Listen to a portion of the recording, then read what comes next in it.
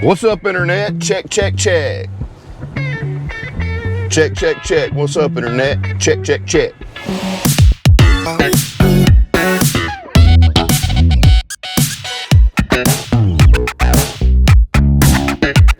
What?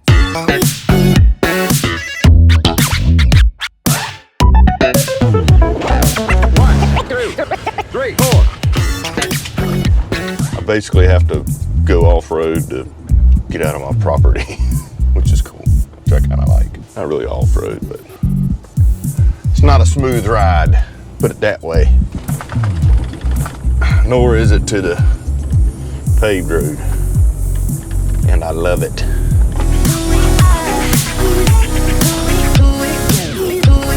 I don't know about y'all, maybe it's just the redneck in me, but there ain't nothing better than living on a dirt road, other than keeping your truck clean when you want to. There's really no sense in it. Like, you don't wash your vehicle, keep it spotless, keep the tires shined.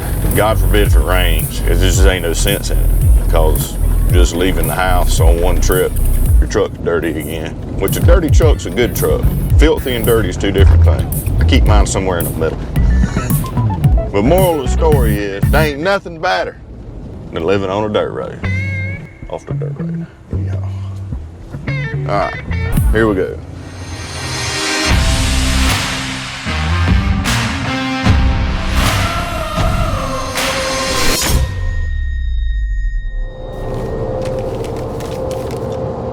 What's up, internet? Current 1776 here, riding around in Reba. My pickup truck, Reba.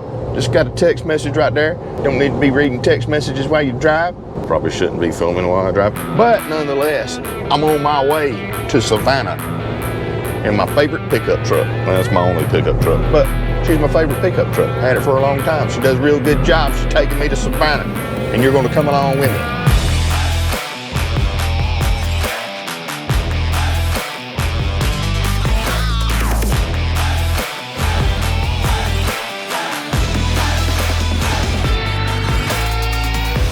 So, why are we going to Savannah?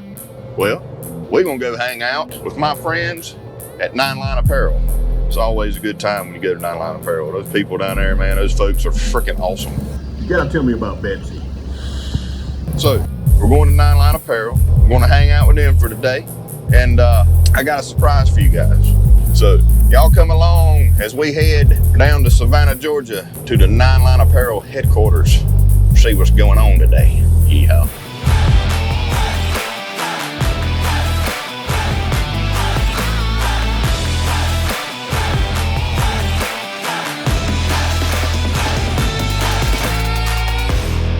That's us right there, going to 9 Line. I know how to get there, so. But I like to look at maps. Can scope out hunting spots. Yeah. On your love all the time. Found the bottom of the bottle's always dry. Obviously don't play this audio.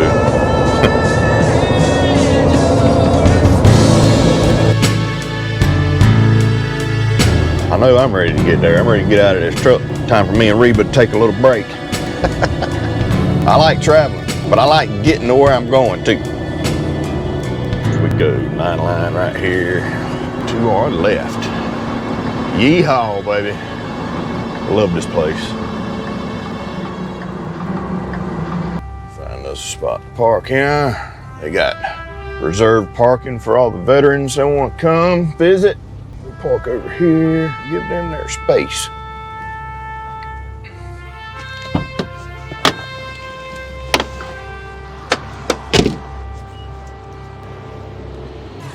Look at that beautiful sign right there, storefront. But it's nowhere near as beautiful. There's that flag right there. Isn't that beautiful? I think it's beautiful. Let's go inside.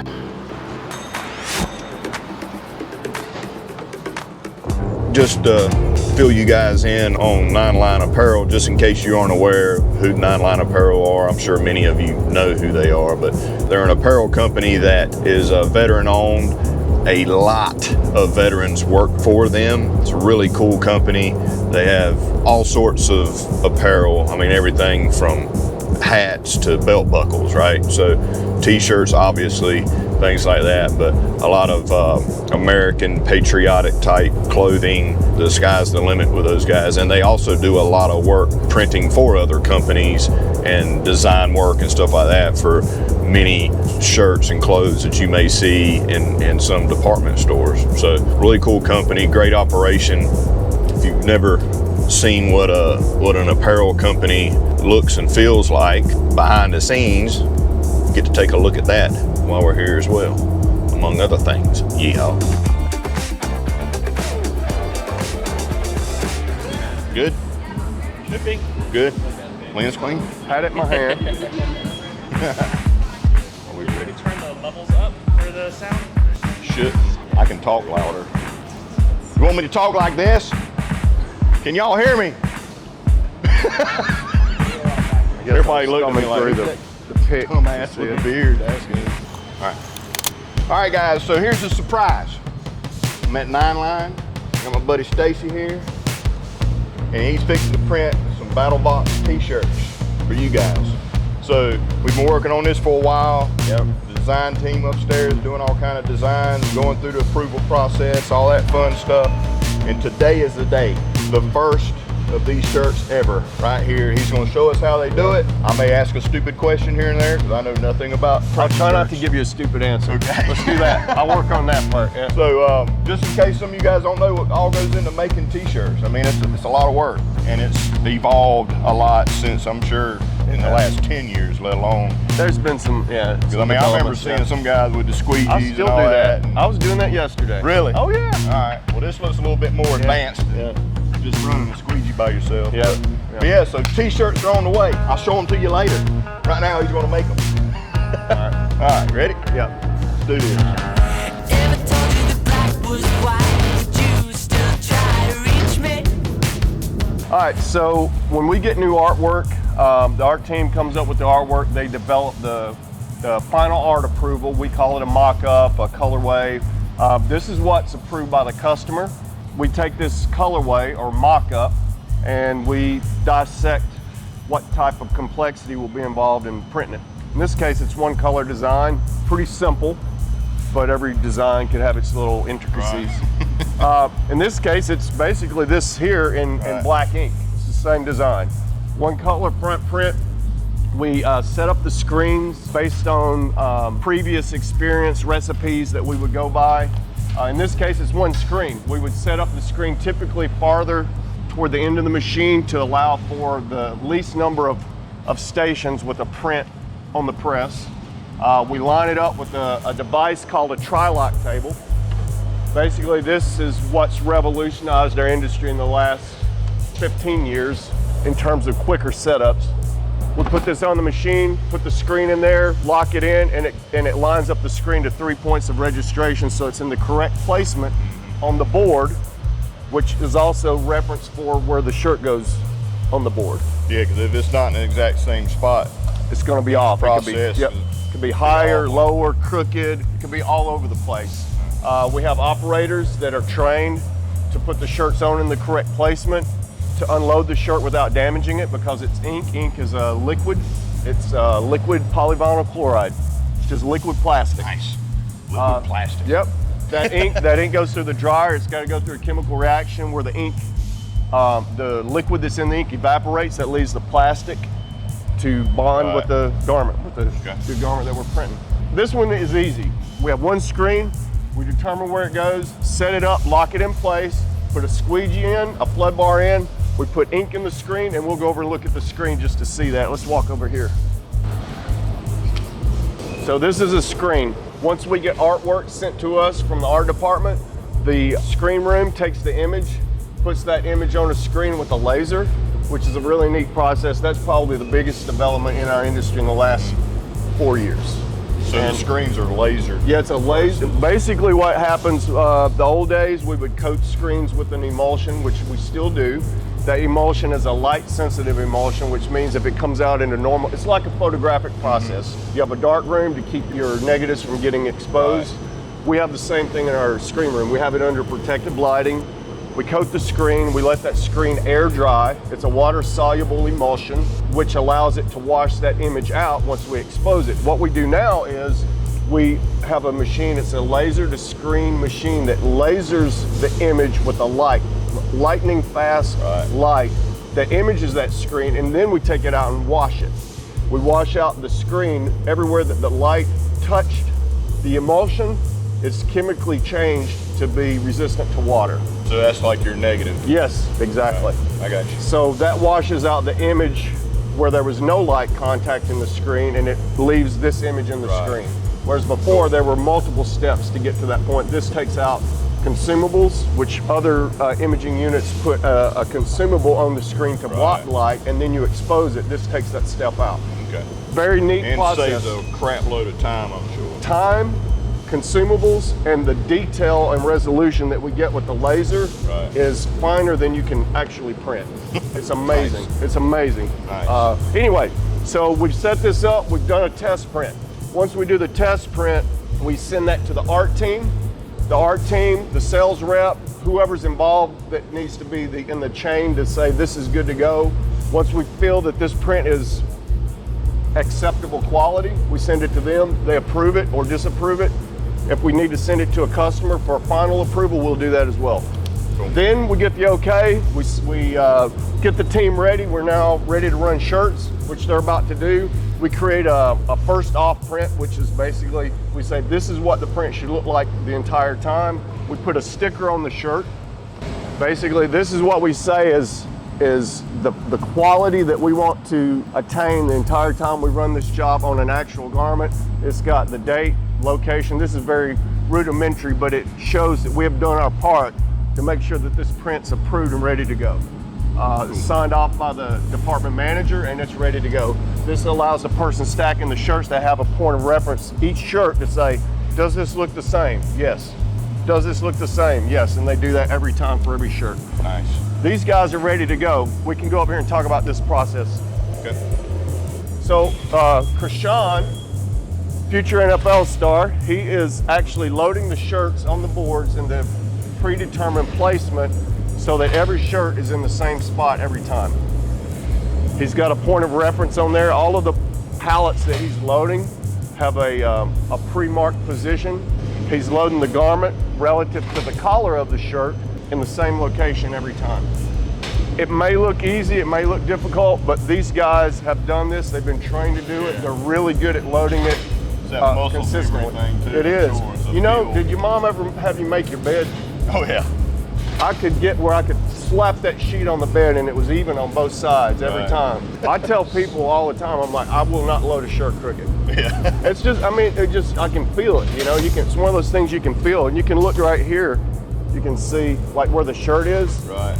If it was crooked, you would see a variance here in that, in that seam of the shoulders. Yeah. It's hanging. If you load it crooked, it torques one way or the other, and you can see that variance, and you feel it when you load it. When he grabs the shirt, he's grabbing it at the bottom so that he's got a good feel for the base of the shirt, pulling it on straight. See how he's got the shirt in his hands? It's nice and it's not twisted around. Yeah. Loads the shirt, pulls it straight back. He's grabbing it at the same point on each side, pulling it straight back, and that is the muscle memory part. You get your arms become tension, like a machine almost. Nice. And then this young lady here she looks at the print, she looks for defects. As she's unloading the shirt, she's checking the placement as she's laying it on the belt, and she just makes this look effortless. Yeah. But there is more to that than you think, but it's one of the things that we feel like we can teach pretty well, and our employees do a good job of it. Right. So she's looking at each print to see if there's any defects. There could be voids in the print where there's lint on the back of the shirt. The ink could actually get clogged in the screen if there's a foreign substance in there. There's a lot of things that can happen. She's looking for that. Basically, what's wrong with this picture mentality for each shirt that she unloads. And that's the same thing at the end of the dryer. What's wrong with this picture? And they do that every time. Two rounds of quality control. That's exactly. Everyone in the process is really, they're charged to be a quality auditor of some sort. He's looking for, when he's loading that shirt, if he sees a stain or a hole or a mill sewing issue, yes, he's gonna note that, pull it out, replace it, or let the assistant operator know, hey, this one coming around on pallet number 12 has an issue. Okay. And then when pallet 12 goes around, she says, okay, pallet 12, they turn it sideways on the belt. The stacker then is alerted that there's a flaw coming down. He pulls that shirt out. And then we have a line supervisor that coordinates the replacement of the shirt or determining, well, this really isn't a flaw. All we got to do is clean it or spray it out or touch it up, because we still do that too. If there's an issue with the print, we can go in and touch up little flaws with the print. Nice. What do you think? Any questions? Did I cover it? No, man, I think it's cool. Like, I was a mechanic for 25 years, man. So like I'm looking at the way it works. You know what I mean? Like, yeah, well, it's PLC really controls. I would assume. Yes, it is.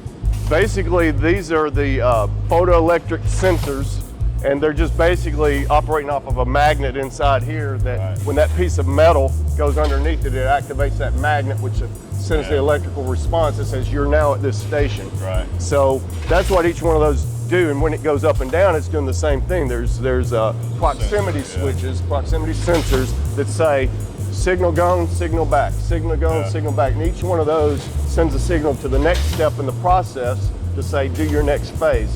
That's the automation process here. But the machine itself, you talked about the manual printing. Right. I started out manual printing on a 6-color manual where you had to print one color at a time, all 6 colors, and then you would spin it to the next, to flash or to whatever to be unloaded. Whereas this takes the physical part of pulling the squeegee out and automates it to up to 14 screens. So you can print 14 colors at one time. They're not being printed all at the same time, but they're being printed simultaneously. It's So like Henry with the Ford. It's manual Henry one. Ford 101. Yeah. Yeah. You know what I'm saying? Exactly. Yeah. Thank you, Automation. Henry Ford, man. Automation Henry 101. Ford, Industrial Revolution. Yes. Freaking at work. Yeah. right here. How can we cut out all of this labor and make it a simultaneous process so that we can produce more? Because before this would be stationary, I'm assuming, and then you spun the screens spin around. the screens around. Yeah. Where here the screens are stationary. They're stationary and the pallets are spinning pallets around. spinning around. Each thing. So every time he loads a shirt, he's stacking a finished shirt. Yeah. So that's every 5 to 7 seconds. There's a shirt coming off. a shirt Efficiency, going on. folks. Yes, Efficiency. sir. Yes, sir. So how many shirts, like when y'all are full bore, like how many shirts can you put Good out? question. Now, this machine is rated. There's records of these machines doing 2,400 impressions in an hour. God. That's a lot. And physically, I would say it's almost impossible to do and sustain and still be able to do all of the functions in between, checking the quality, not having issues. You're going to have issues that get missed in that, and that's just not what we do. Yeah. So what we do is we find a speed or a rate of production that's productive, and then we base our labor and our costs on that, so that we can maintain consistent quality and still get out product and not have excessive labor and lose money doing it. So Freaking nuts, man. Yep. That's a lot of t-shirts. So, well, we've had, and it depends on the size of the image, because if you watch the print stroke, 1001, 1002, 1003, 1004. So there's a 4-second interval from flood to completion of print. And this print's a small print, so that's pretty fast. Right. But he also has a delay on the machine, which we don't see right now. But if you watch the delay, after that comes up, there's probably a 3 or 4 seconds of delay in there. He can run this machine a lot faster. I think he's just doing this for display so purposes. We can see what's going on. Yeah, so this machine, for him loading, he can load about 900 shirts an hour without a hiccup. All of these operators can. So 900 an hour is not an impossible number based on this equipment. And we have inferior equipment to this currently, not inferior in terms of what we can get, but in terms of what the bells and whistles are. We have less bells and whistles on some machines that printed, let's see, we got a 7,043 impression record in 8 hours. So if you do the math on that, that's, about 800 an hour average. Yeah. Is that right? Yeah, 800. Yeah. Almost 900 an hour average on one machine, which is possible. Those numbers are possible without, stress or strain on the machine or the individuals. Right. Crazy, man. Yep. So the sleeves, y'all do the sleeves free? Yeah, we'll go down and look at that. Let's go check that process out.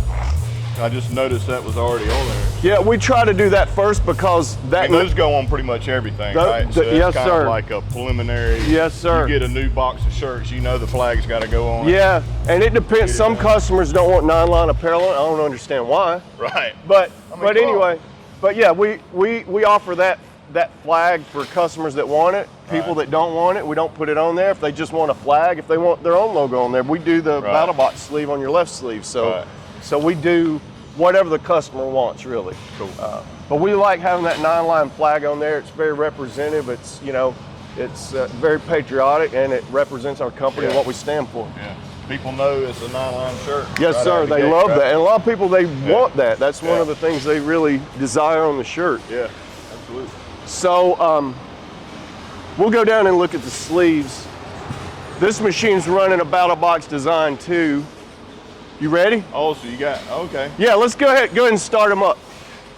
This is another of our new design. So all these designs, so the last one was, the logo on the front, which obviously we've done before, but something different's going on the back of that one that you didn't see.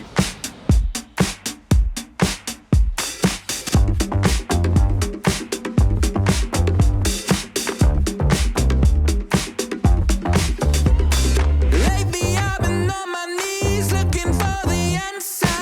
So on this design, the same process has taken place. This design has more complexity. This design has it's got a red, it's got a blue, it's got a white underbase, and it's got a spot.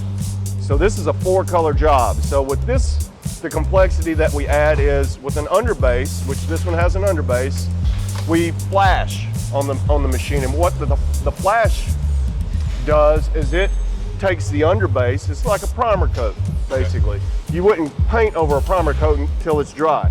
So we put that base down, or primer coat, we flash it on the machine and gel the ink so it's dry to the touch, and then we can apply another layer on top of it that does not affect either one.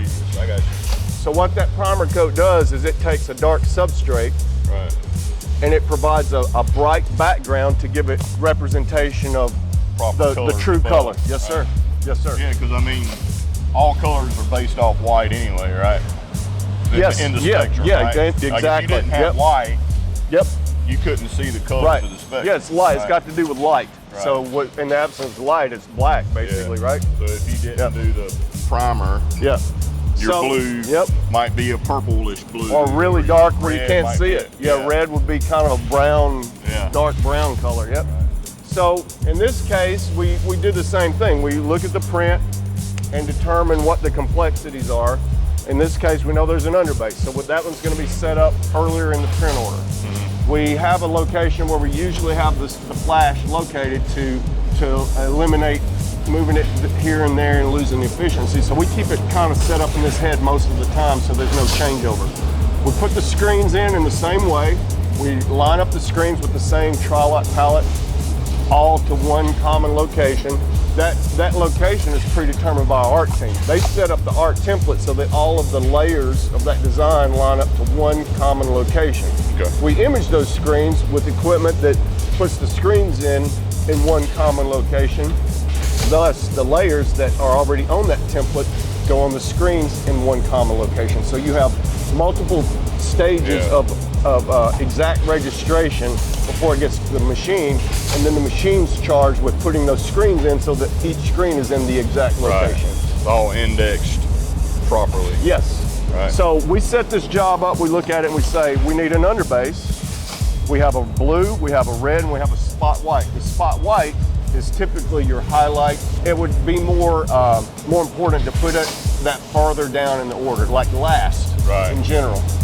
In this case, Like your top layer. yes, sir. It's what pops in it. yeah. In this case, we typically print the blue and step on it with screens after, because once blue has any amount of underbase, that's really all it needs to remain blue. I got you. So if you print blue last, it doesn't really change it as much as if you printed the red and stepped on it. In this case, red, we want that to stay nice and bright. Red loses opacity a lot faster than the navy will. Okay. Because navy's a dark ink, so Yeah. our royal is a dark ink. So it's gonna look royal in general, but red will get a lot darker without the right underbasing as opposed to a navy. So that's why we typically go royal red flash. I got you. So what we're doing here is we've already determined that setup order and before we even put the screens in. We know how we're gonna set it up. So in this case, we have underbase, flash, we have ample space after that flash so that the pallets cool down because a hot pallet will cause your ink to gel. Yeah. So we want to have ample cool down before this screen prints, which we do. And then we print the navy, royal, red, and then we flash that color. What we're doing with this is, it's not necessary to flash, but what we like to do is control dot gain, which dot gain is where dots that are printed spread out more like a pancake. So with dot gain, yeah, a little bit. It's like a raindrop. It doesn't stay a dot on your windshield for very long. It spreads out, and that's kind of how dot gain works. That dot goes down, and then with heat, with the loss of viscosity because of the heat and the constant movement, like motor oil loses viscosity as you use it, that dot has a tendency to spread out.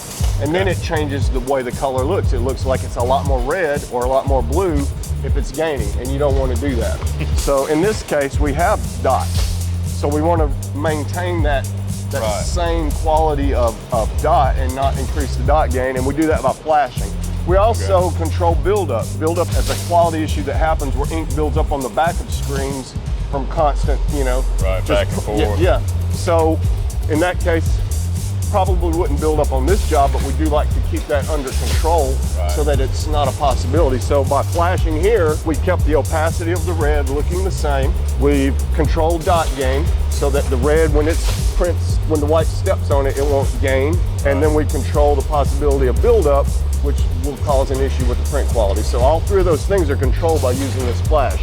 Not necessary, but when we're running jobs, we like to keep those things on. Yeah, exactly. Why not? Why wouldn't you use it? Why not? Yeah. Is flashing 280 degrees? Well, is that what it's hitting it with? That's the max. We have it maxed out so it shuts off.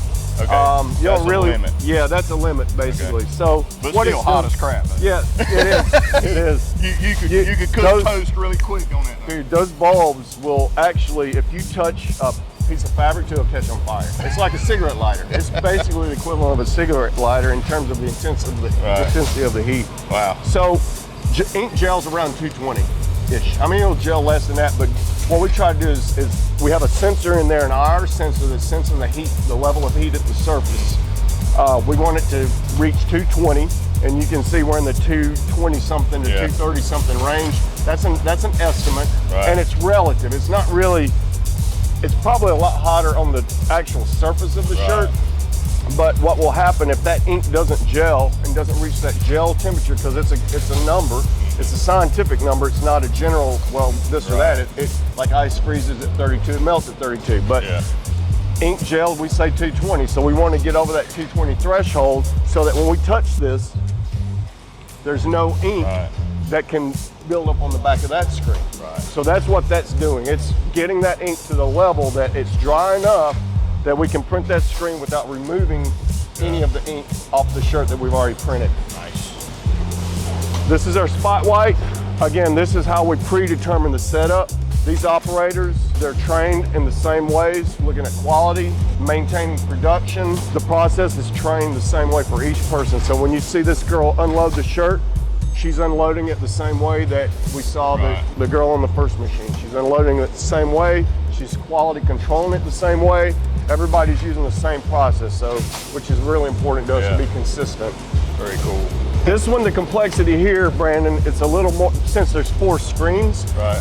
So throughout the job, anything can happen. This is a machine, so there's moving parts. They are fixed, but things can move around. It's still a mechanical structure that is going to mess up at some point. Exactly. Just like you were a mechanic, you're a mechanic for 24 years, so you know things get loose, lug nuts, this, that, whatever. They don't Those build things have to be nothing like adjusted. Yeah, you're right. So engineers don't design things like they used to. That's the answer. Well, you're right. Being engineers, man. There's a different breed of engineers now too. So anyway, all of that being said, they're looking at those potential scenarios the entire time. Same process in place at the end of the dryer. They have a sample that's hanging up. They're QCing that. We have line supervisors that are on the floor looking around. They're like inline auditors in a sense. So they're going and looking at the quality and doing spot checks throughout the shift, throughout the run of that job to make sure that everything's consistent. Nice. Yep. Yeah, really cool operation. Especially, like you said, all the quality control and having a supervisor walk around and just make sure everything's. Yes, sir. And with employees, when you give them a little bit of responsibility like that, it really, good growth for employees as well too. And they care about that shirt. Pride. They take pride. Yeah.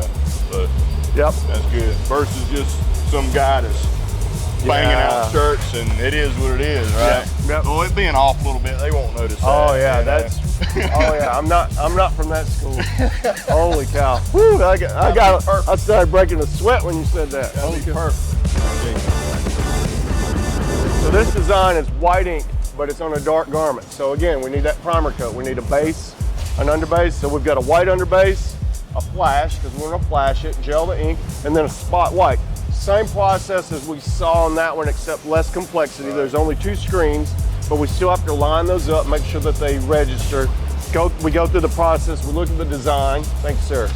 So we look at the design and we determine, oh, that's you. Anyway, so it's all the stuff you can put in your beard. That's right. Find it later. I had one of those one time. Oh, there it is. So white ink, we know it's going to need 2 layers, an underbase and a spot. They're basically the same screen, which means they have to line up perfectly. Right. Very cool. Appreciate your help. Yes, sir. Loved it. Very cool seeing all the stuff go down. Anytime. Especially after the time to get to this point. Yeah, definitely. It's kind of like, you design something or you're working on that car or whatever, and it's finally, you can drive it. Yeah, it's really, it's awesome seeing the whole process. Well, thanks for the tour, man. Yeah. That's some of the shirts that are coming. Basic BattlBox shirt, and we've got the, 3 others? There's 3, there's 3 designs on the floor. Yeah. Yep. So toward the end of the video, I'll tell you how you can get your hands on some of these shirts. All right. All right. So it's a pretty fun day at 9 Line. Got me some goodies here.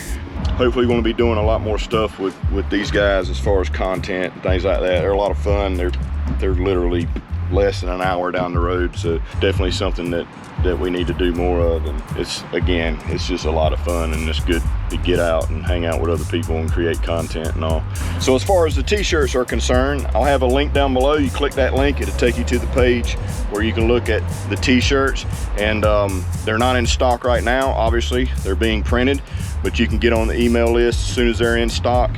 Then it'll send you a notification that, hey, these are in stock, and go to the store and you can put them in there to purchase, because I really don't think they're going to last very long. We've been getting tons of questions of, hey, when we going to get more swag, when we going to get more access to t-shirts, yada yada yada. You have t-shirts in the store. So they are right now being made in that building, and they'll be in our store at battlebox.com. Again, check the link down below. Recap of the day, really cool time we got to go through. Stacy showed us, kind of the process of t-shirts being made and all that, which was really cool. A lot more goes into it than people think, obviously, and the quality and attention to detail is something that they really strive to excel at, which is really cool. So got to hang out a little bit and do some skits with Matt. Awesome dude, man. He's so much fun and really great mind of putting things together just to have fun and have really good content. So that was a lot of fun. It was hot.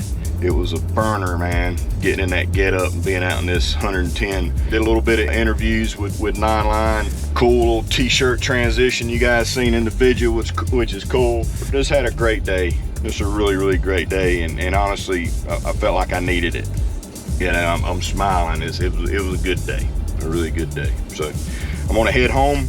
As always, I appreciate you guys watching. Be sure to like, subscribe, comment down below, all that fun stuff. Don't forget to hit the bell icon so you'll be notified when I post more videos. Also with 9 Line, do the same. Go to their YouTube, their social media channels, check those guys out. Great company, veteran owned, great products, and great content. A lot of fun to make.